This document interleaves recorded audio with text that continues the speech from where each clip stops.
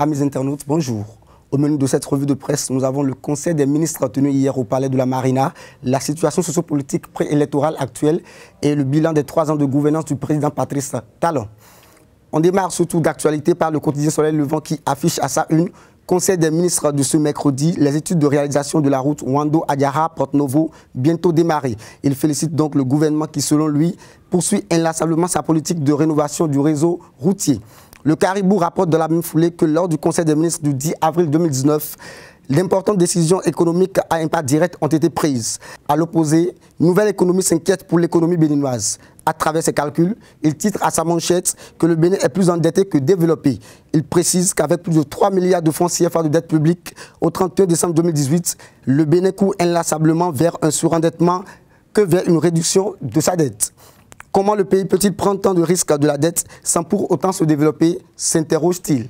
6 avril 2016, 6 avril 2019, c'est l'heure du bilan des 3 ans de gouvernance du président Patrice Talon. Le Soleil Levant voit un bilan satisfaisant et estime que Talon est resté fidèle à ses promesses de campagne. Le journal note des avancées notables en ce sens que le Bénin passe désormais de 0 à 150 MW de production d'électricité. Le quotidien d'information L'Indépendant renchérit et félicite le gouvernement pour ses réformes dans le secteur de la communication. Il précise dans sa colonne que le Bénin est premier de l'UEMOA pour l'accès à l'Internet et que la solidité de son économie est même certifiée par la Banque mondiale. Situation sociopolitique à présent. Après l'échec du consensus, des voix s'élèvent pour implorer la clémence du président Patrice Talon. C'est ce que nous rapporte le Béninois libéré qui informe que suite à la crise préélectorale actuelle, le président Toleba et les siens prient pour les Béninois.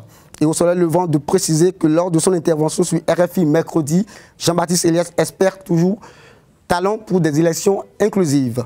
Le Challenge, quant à lui, informe que face à la situation sociopolitique actuelle, Patrice Talon, sans langue de bois, s'adresse aux populations en ce jour. Le Béninois libéré vient appuyer cette information en disant que Patrice Talon sera face au peuple ce soir et répondra aux questions de 2 journalistes, dont l'un de l'ORTB et l'autre de l'étranger. Nous restons toujours en politique avec Jack Pata qui affiche à sa une que la dernière session ordinaire de la 7e législature s'ouvre ce vendredi.